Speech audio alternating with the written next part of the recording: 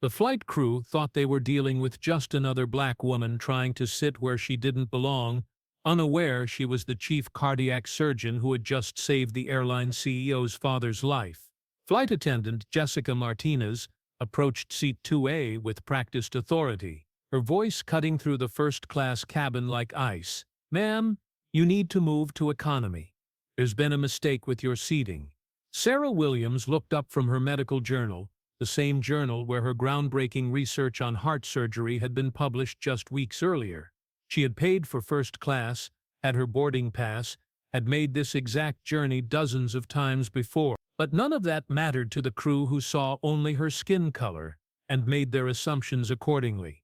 The woman didn't fight back, didn't demand explanations, didn't threaten lawsuits. She simply stood, gathered her things, and walked toward economy while passengers averted their eyes. It should have been a quiet victory for the crew's prejudiced assumptions.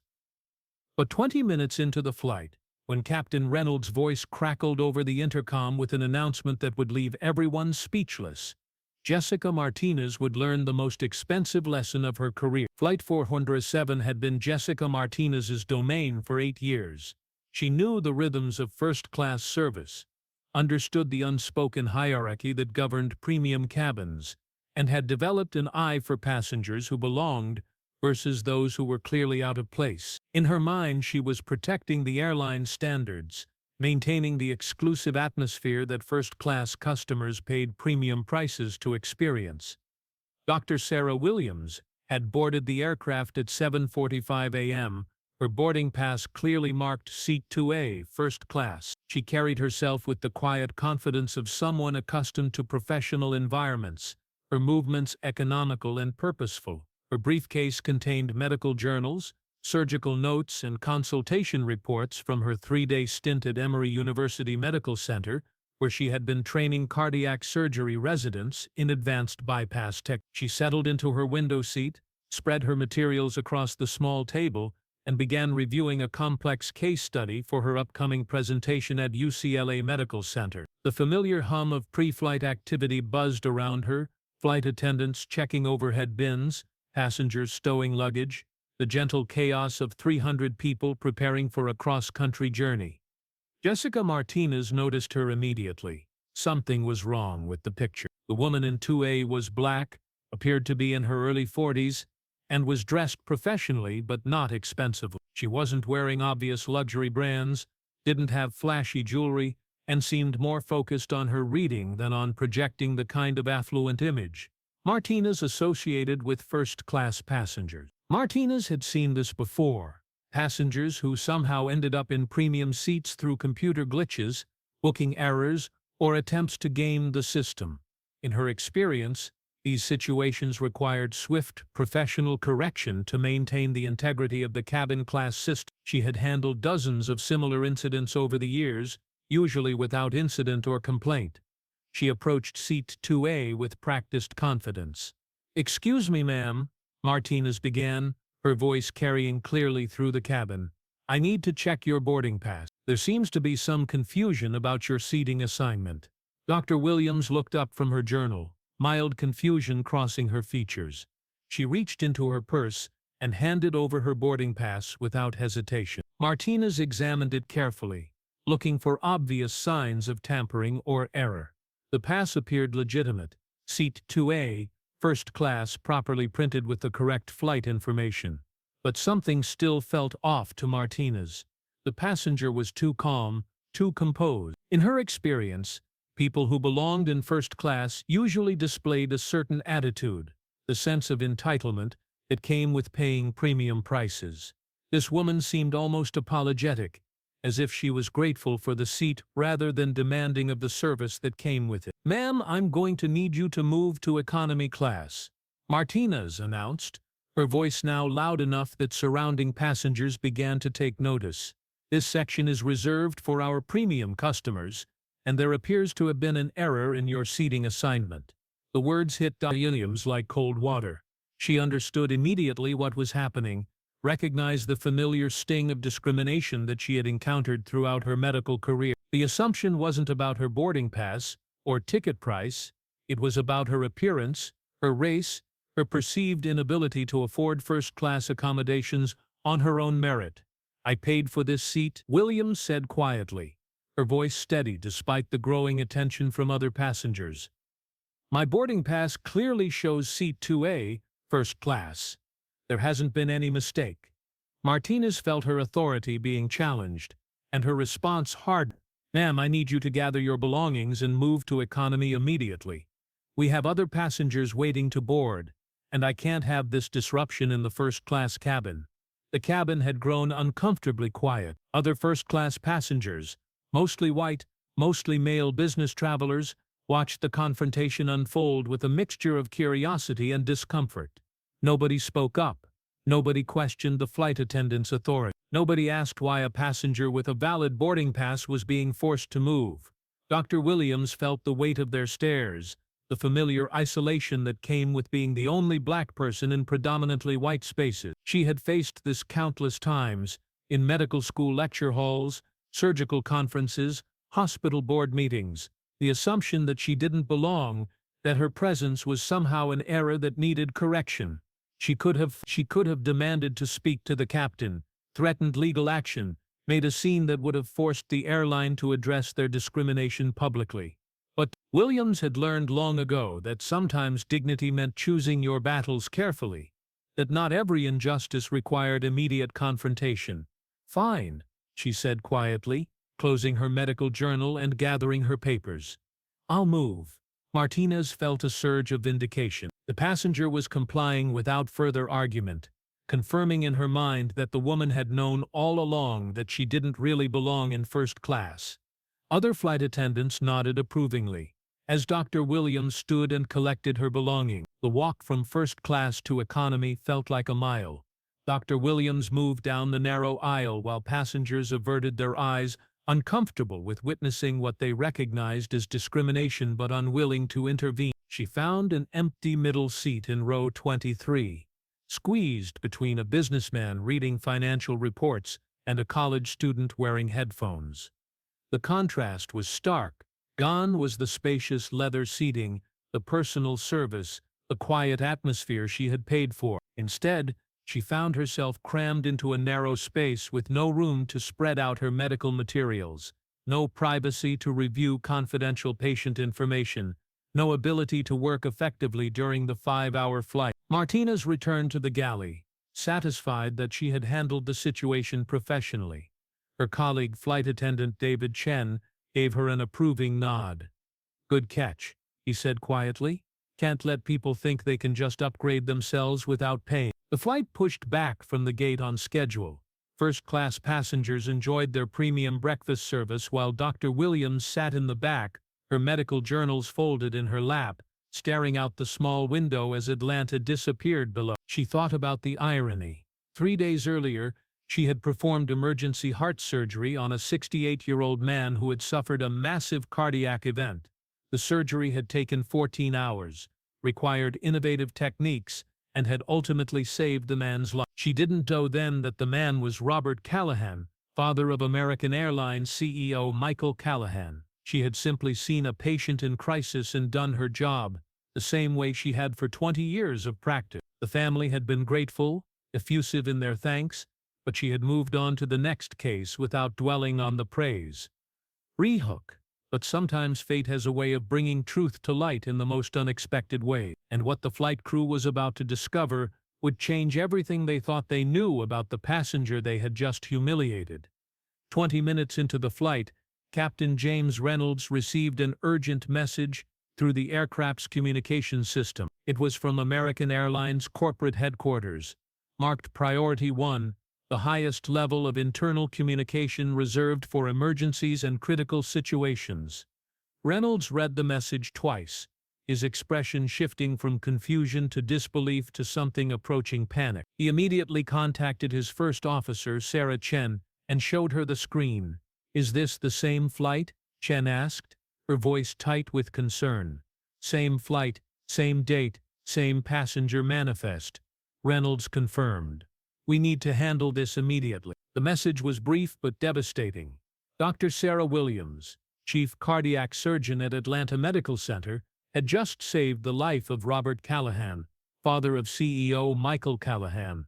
She was traveling to UCLA as a consultant on Mr. Callahan's ongoing recovery. Corporate had specifically requested that she receive the highest level of VIP treatment during her flight, including first-class accommodations and priority service. But according to the flight manifest, Dr. Williams was currently seated in economy class, row 20. Reynolds felt his stomach drop. In 23 years of flying commercial aircraft, he had never faced a situation quite like this. A passenger who should have been receiving VIP treatment had somehow been moved to the worst possible seating arrangement. The implications were staggering, not just for customer service, but for the potential legal and public relations nightmare that was about to unfold. He immediately contacted the lead flight attendant. "Jessica, I need you in the cockpit immediately." Martinez arrived within minutes, expecting routine operational discussion. Instead, she found Captain Reynolds holding a printed message with an expression she had never seen before. "Tell me about the passenger you moved from first class to economy," Reynolds said, his voice carefully controlled. Martinez felt a chill of uncertainty. "Sir? The black woman in seat 2A. Tell me exactly what happened and why you moved her." Martinez's confidence began to waver. There was a seating issue. She seemed out of place in first class. "I made a professional judgment that she would be more comfortable in economy." "More comfortable," Reynolds repeated slowly. "You moved a paying first-class passenger to economy because you thought she would be more comfortable." "Sir? In my experience—" "Your experience," Reynolds interrupted. "Jessica, do you know who that passenger is?" Martinez remained silent, a growing sense of dread settling in her stomach. Reynolds handed her the corporate message. As she read, the color drained from her face. Dr. Sarah Williams wasn't just any passenger. She was the cardiac surgeon who had saved the CEO's father's life. She was traveling at the specific request of the airline's highest executive. She was supposed to receive VIP treatment, not discrimination. "Oh God," Martinez whispered. "Indeed," Reynolds said grimly, "we have a problem. A very big problem." The captain faced an impossible situation. He could quietly move Williams back to first class and hope the incident remained buried in corporate bureaucracy. Or he could address the discrimination publicly, acknowledging the airline's failure while potentially destroying his crew's careers. Reynolds made a decision that would define his conscience for the rest of his flying career. He activated the aircraft's public address system. "Ladies and gentlemen, this is your captain speaking. We're currently cruising at 37,000 feet with clear skies ahead. But I need to address a serious situation that occurred during boarding." The cabin fell silent. Passengers put down their books, paused their conversations, and focused on the captain's voice. "Earlier today, one of our flight attendants made an error in judgment that I cannot allow to stand without acknowledgement. A passenger was moved from her assigned first-class seat to economy based on an assumption that had nothing to do with her boarding pass, her payment, or her right to be in that seat." In row 23, Dr. Williams looked up from her journal, surprise crossing her face. The passenger in question is Dr. Sarah Williams, one of the nation's leading cardiac surgeons. 3 days ago, Dr. Williams performed life-saving surgery on a member of our airline family. She is traveling today at the specific request of our CEO to continue providing medical consultation. The cabin erupted in whispers and gasps. First-class passengers turned to look toward economy, trying to identify the woman who had been so publicly wronged. Williams was moved from her paid first-class seat, not because of any policy violation or seating error, but because a member of our crew made an assumption based on her appearance. This is unacceptable, discriminatory, and contrary to everything our airline claims to stand for. Martinez felt her world collapsing. Other crew members stared at her in horror, understanding that their careers were now in jeopardy because of her actions. "Dr. Williams, if you're willing, we would be honored to have you return your assigned first-class seat. Our entire crew apologizes for this inexcusable treatment, and I personally guarantee that the individuals responsible will face appropriate consequences." The captain's announcement continued. "To our other passengers, I hope you will join me in acknowledging that discrimination has no place in aviation, in customer service, or in human interaction. What happened today was wrong, and we will do better." Williams sat quietly for a moment, processing the captain's words. Around her, passengers began to applaud, slowly at first, then building to sustained recognition. She stood gracefully and began making her way back toward first class, her dignity intact despite the humiliation she had endured. As she passed through the cabin, passengers met her eyes with expressions of respect and apology. Some nodded acknowledgement, others offered quiet words of support. She carried herself with the same quiet confidence she had displayed throughout the ordeal, neither triumphant nor bitter, simply professional. When she reached seat 2A, several first-class passengers stood to welcome her back. The businessman in 1C extended his hand. "Doctor, I should have spoken up earlier. I apologize for my silence." Dr. Williams accepted his handshake with grace. "Thank you. Sometimes it takes courage to do the right thing, even when it's difficult." She settled back into her original seat, spread her medical journals across the table, and resumed her work as if nothing had happened. But everything had changed. The dynamic in the cabin was different now. Passengers understood that they had witnessed something significant, a moment where discrimination was confronted, rather than ignored. In the galley, Jessica Martinez faced the collapse of her career. Within hours of landing, she would be terminated for cause. Her actions had not only violated company policy, but had created a public relations nightmare for the airline. David Chen, who had supported her decision, would face similar consequences. Final rehook? But the real lesson wasn't about employment consequences or corporate damage control. It was about the assumptions we make, the prejudices we carry, and the courage required to confront discrimination when we witness it. Captain Reynolds would later reflect on the most difficult announcement of his career. He could have handled the situation quietly, moved Dr. Williams back to first class without public acknowledgement, allowed the incident to disappear into corporate bureaucracy. Instead, he chose transparency over convenience, accountability over comfort. The story would eventually make national news, not because of the discrimination. Sadly, such incidents occur regularly, but because of how it was addressed. Captain Reynolds' public acknowledgement became a case study in corporate responsibility, demonstrating that leadership sometimes requires acknowledging uncomfortable truths, rather than burying them. Williams continued her work at UCLA Medical Center, consulting on cardiac cases and training the next generation of surgeons.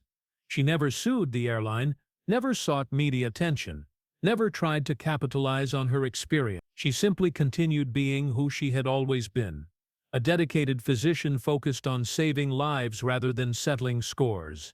The passengers on Flight 47 would remember the incident for years to come. Some would share the story with friends and family, using it as an example of how discrimination persists in everyday situations.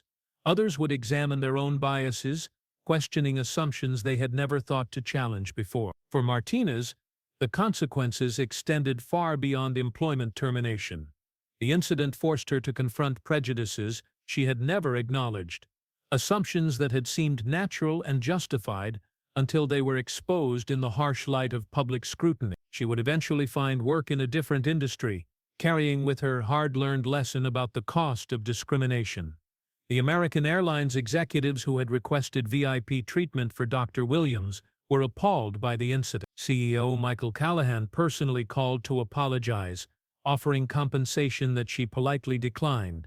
Instead, she requested that the airline implement comprehensive bias training for all customer-facing employees, turning her negative experience into positive change for future passengers. The training program that resulted from her suggestion would eventually be adopted industry-wide, helping flight attendants recognize and address their own unconscious biases. It became known informally as the Dr. Williams Protocol, a reminder that assumptions about who belongs where are often wrong and always dangerous. Years later, Dr. Williams would occasionally encounter former passengers from flight. They would approach her in airports, at medical conferences, in restaurants, recognizing her as the woman from the plane. Their conversations were always respectful, often emotional, frequently transformative. Many would tell her that witnessing the incident had changed how they viewed discrimination, how they responded to injustice, how they treated people different from themselves. The incident became more than just a story about airline discrimination. It became a lesson about dignity under pressure, about the importance of speaking truth to power, and about the ripple effects that occur when people choose courage over comfort. Dr. Williams never regretted her calm response to the discrimination she faced. She understood that fighting every battle with maximum force would have left her exhausted and bitter. Instead, she chose her moments carefully, responded with grace, under pressure, and allowed the truth to speak for itself. The medical journals she had been reading that day contained research that would eventually save thousands of lives. Her surgical techniques, developed through years of dedication and published in prestigious medical publications, represented contributions to human knowledge that transcended any single incident of discrimination. But perhaps the most important lesson from Flight 4447 wasn't about medicine or aviation or corporate policy. It was about the choices we make when confronted with injustice, whether to speak up or stay silent, whether to confront discrimination or look the other way, whether to treat people with dignity or allow prejudice to guide our action. Captain Reynolds' announcement lasted less than 5 minutes, but its impact continues to this day. Every time a passenger witnesses discrimination and chooses to speak up, every time a flight attendant questions their assumptions about who belongs where, every time someone chooses courage over comfort, the lesson of Flight 4. Sarah Williams returned to her medical practice, continued saving lives, and never allowed the discrimination she faced to diminish her commitment to helping others. Her story became proof that sometimes the people others assume don't belong are exactly the people whose contributions matter most. The flight landed safely at Los Angeles International Airport. Dr. Williams gathered her medical journals, thanked the crew members who had apologized to her personally, and walked off the plane with the same quiet dignity she had displayed throughout the entire ordeal. Behind her, she left passengers who had learned something important about prejudice, assumptions, and the courage required to do what's right. The lesson of Flight 407 would travel with them long after they reached their destinations, a reminder that discrimination thrives in silence but withers when exposed to truth. In the end, Jessica Martinez's assumption about who belonged in first class cost her everything. But Dr. Williams' response to that discrimination created something valuable, a lesson in grace, dignity, and the power of truth that would inspire others for years to come. Because sometimes, the person you assume doesn't belong is exactly the person whose life's work proves that excellence, dignity, and worth have nothing to do with the color of your skin and everything to do with the content of your character. If this story moved you, remember that discrimination still happens every day in airports, hotels, restaurants, and countless other places. The difference between a negative outcome and positive change often comes down to whether good people choose to speak up or stay silent when they witness injustice. Don't be a silent passenger on someone else's journey toward dignity. Be the voice that speaks truth, the person who stands up, the individual who refuses to let discrimination happen without consequence. Because every time we choose courage over comfort, we make the world a little better for everyone.